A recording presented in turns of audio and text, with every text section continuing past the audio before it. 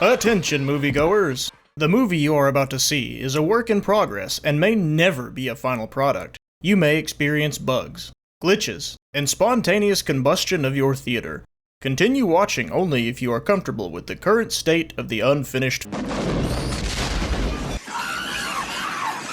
With modern gaming, it's not out of the ordinary to see video games change over time after they've been purchased or released. Content is added, content is taken away. Bugs and glitches are fixed, and new ones are created. NANI?! But how do studios get away with retroactively changing their game after they've already released it? And why aren't they being picked off like actors wearing brown face in the long grass with false advertising lawsuits? The answer? By having a user agreement thicker than Squidward's thighs and by using a couple of magic words.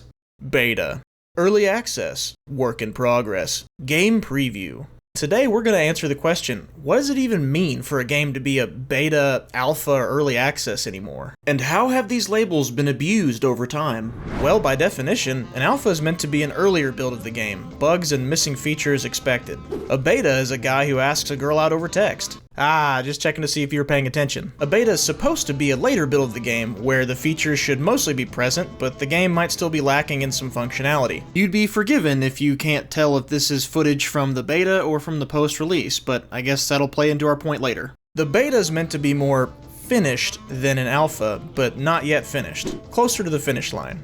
Game preview and early access are terms meaning you're playing a version of the game that's somewhere on this timeline before the game's been finished. You'll never finish! This game is falling apart! No, it's not! Shut up! Well, that seems pretty simple enough. Why do we even need to make a video about this? Because all we've discussed so far has been the theory and definition. Let's look at how these have been put into practice.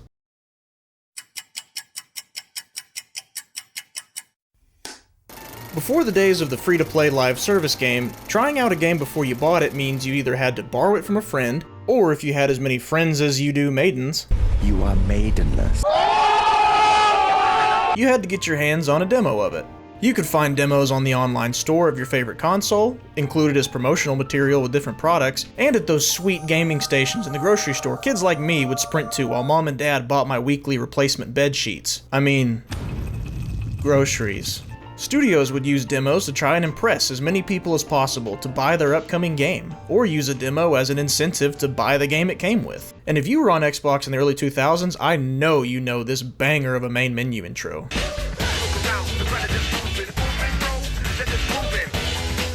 "20 years later, and I still pop out this gem of a party game, and I wouldn't have even known about its existence if not for its demo included with Combat Evolved. You know, back when couch co-op was a priority."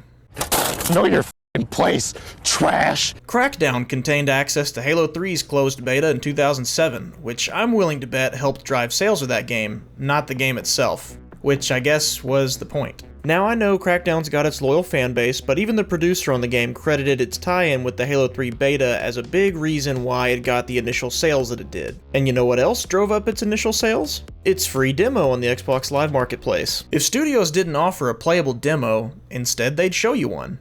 G4, no, not that G4. That's horrible. Used to have a segment called The First 18, which showed uncut footage of the first 18 minutes of an upcoming game. Watching that special is what got me to buy the first Dead Space in 2008, introducing me to one of my favorite survival horror franchises and also cementing my fear of ventilation systems. In 2010, EA, because who else, introduced the idea of paid demos. They'd seen the success of Battlefield 1943, which was, relatively speaking, light on content compared to other Battlefield games and only released at $15. And after all, paying for demos had been done before when people had already paid for one game or product to get access to a different game's demo, which had its own share of controversies, by the way. But this was different. The demo itself was the product they were selling. And assuming you bought the full game at release, you'd be paying for the same section of that game twice. We'll take 20. Compared to what's coming later in this video, that doesn't actually sound that bad, to be honest. But just like the slippery slope that was Force Armor and microtransactions, so began the idea of you paying to test their game. To illustrate this shift, this would be like you paying McDonald's for the privilege of helping make your own burger in the kitchen. Shoot, if McDonald's could pull this off, we'd never have to worry about a broken ice cream machine again with all the free labor they'd be swimming in. Or it'd be like you paying me to like this video, but you don't have to do that because it's free. So if you're into it so far, please consider giving me a like and comment. I appreciate every single one that I get. A game that put cash for beta playtime into practice, Capcom's Dead Rising 2 charged $5 for its game demo and did incredibly well, marketing itself as a prologue, but really being intended to get players interested in the full release, so effectively a demo. Cracking open the time capsule of 2010 gives us 2 articles that shows a couple of responses to this at the time.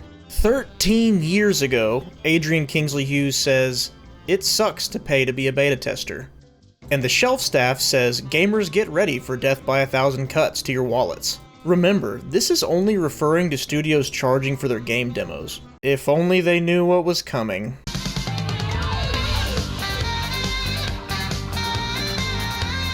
Speaking of slippery slopes, this success helped other studios see how lucrative it could be to, instead of pay for marketing that didn't actually see any returns until release, except for pre-orders, they could charge people to partake in their marketing while receiving feedback on their developing game and respond accordingly before release. Keywords: before release. Mr. and Mrs. Game Studio execs, what if I told you the release of a game was just the beginning? What if I told you a technology would advance that would allow you to change your game after release, so you wouldn't have to worry about finishing your game before getting your release day money? If you take the blue pill, you can continue making games to the best of your ability to provide players with the best product for their money. But if you take the red pill, I'll show you just how far procrastination and corporate greed can go.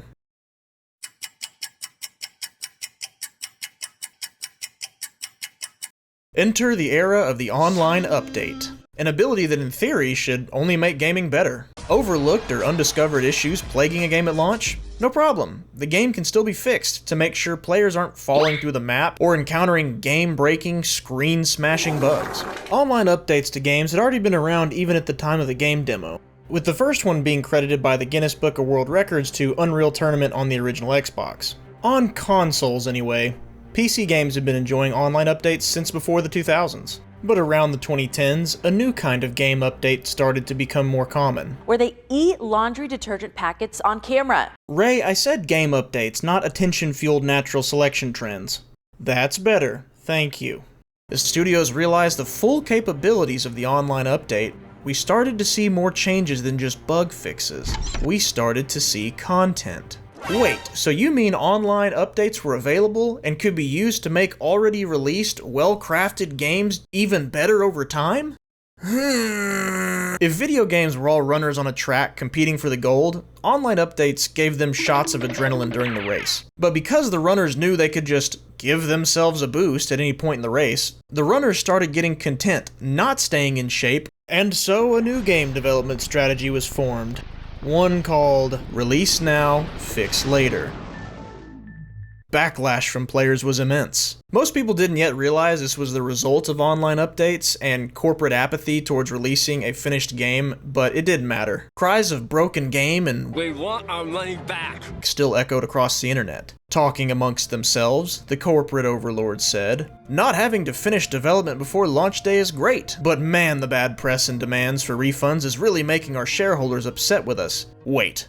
I know a way you can release a half-baked product and not only be free from lawsuit threats, it can also get players used to your games being unfinished and ready to defend you with every promise of a new update." Tell me how! They cried.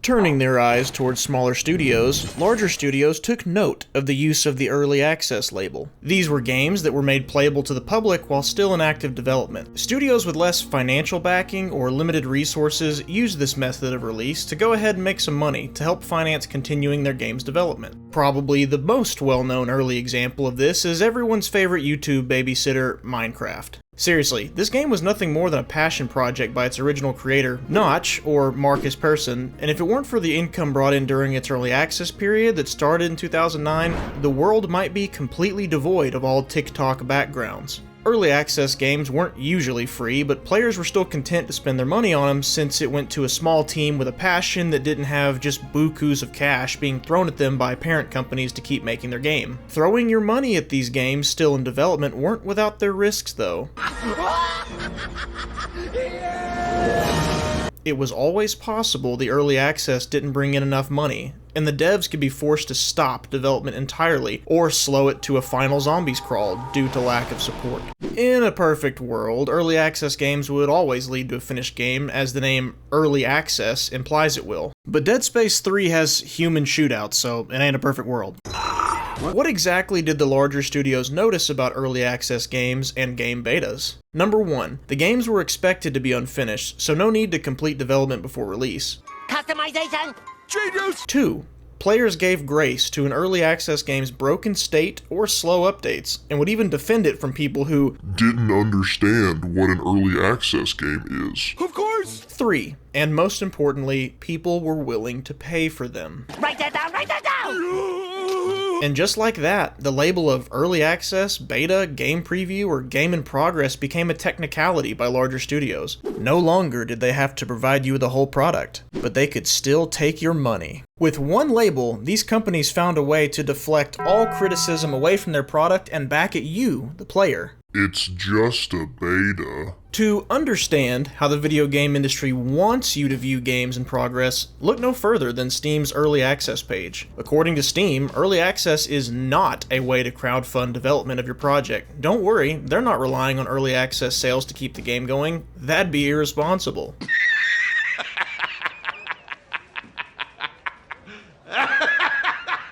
Devs definitely don't make specific promises since they probably don't know when or if the game will be finished.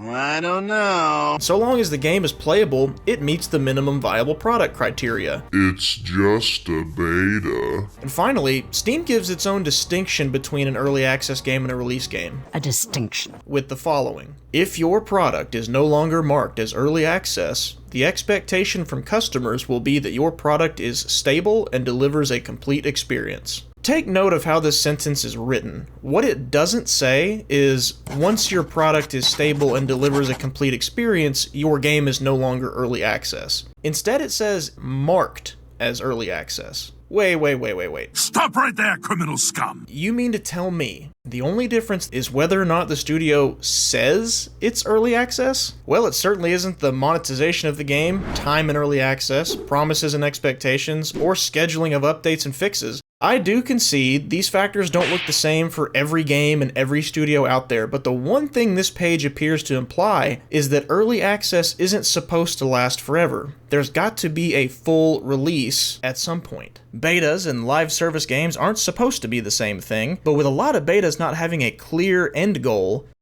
they're kind of looking like the same thing. It's not exactly easy to spot when an early access game is really just abusing the label. A beta in name only, or bino, if you will. But like my boy Salim once said, if something looks like a bino and smells like a bino, don't have to buy it to know that it's a bino. How about we look at some examples? Spoiler alert, it's not just AAA studios that do this. Fortnite's Battle Royale mode dropped in 2017, and according to a document from Epic's trial with Apple, generated about $5.4 billion worth of revenue in 2018. For reference here, guys, Disney bought the entire Star Wars franchise from George Lucas for $4 billion. Fortnite made more than that in a year, and then stayed in beta for 2 years after that. Features like the free-to-play model, microtransactions, battle pass, and regular updates to the game that were present during its time in beta are still present in it today. Auto Turret Builder Simulator, or ARK Survival Evolved, made $10 million in its first week of early access, covering all of its initial development costs apparently. It remained in early access for 2 years after this. ARK was cheaper in early access, which is good, and it's seen more content over time, like new animals or paid DLC, but rampant bugs, crashes, screen tearing, rubber banding, and lagging still persist even after the full release. And good lord, that menu music will still blow your eardrums out if you're not ready for it. Call of Duty's DMZ Beta has been out for almost a year, and you can buy $20 pay-to-win skins in the game's store right now. Here's a doozy. 7 Days to Die, released in early access in 2013, 10 years ago at the time of recording, and still to this day is marked as early access. To put this into perspective, in the time 7 Days to Die has been in early access, we have seen 10 Call of Duty games, 3 Halo games, 5 seasons of Game of Thrones, 1 season of House of the Dragon, 10 Star Wars projects, 32 MCU projects, 3 US presidents, declassification of 650 UFO sightings by the US government, an actual plague, and 3 console generations. Whew, am I missing anything? Oh yeah, how about the release of 32 iPhone models? What's early about that? Early to what? The Rapture? I understand that a lot of the projects mentioned were made by companies with more resources and more money, but at the bare minimum, allow this graphic to illustrate the passage of time this game has remained in early access. How about when games like Diablo 4 or Battlefield 2042 release early access or beta time as pre-order bonuses? I mean, I guess technically they're not wrong, you're playing the game early, but tell me, with 3 weeks until release or 5 days until release, how much is really going to change in the game? It's moves like that that make it harder to believe that there's any difference other than what the studio behind the game decides to call it for marketing purposes and pre-order bonuses. So far, I've generally tried not to be too divisive with things I've said on this channel. Are you sure about that? But here comes my take. If the game has been out for years, plural, it's not in early access anymore. If I can open my wallet and pay for microtransactions within it, it's not a beta anymore. The game is just out, and you're buying it from them. Just because a game is missing features, is broken, or just bad, doesn't automatically make it a beta. Let's apply this standard to any other industry. Welcome to our new restaurant. It's not a real restaurant yet, it's an early access restaurant. Anyone can come in, and you can pay us money for our food. If you don't like it, your opinion's invalid, because it's not a finished restaurant. And may never be. We'll let you know when our menu is out of early access and change our prices accordingly. The technical definition of beta and early access may have always stayed the same, but the use of the labels has changed over time. No longer is the game demo always a preview of what's to come, but instead, it's used as a tactic to sell pre-orders and prolong the criticisms that usually accompany a full release. While it isn't fair that players have to be the ones to determine which studios are using these labels appropriately, it may be worth reconsidering how much time or money you put into a game with the hope it will be finished later. But what do you think it means for a game to be in beta or early access nowadays? When is it acceptable for a game to be called a beta or early access? Let me know in the comments, and as always, thanks for watching. Kingerd out.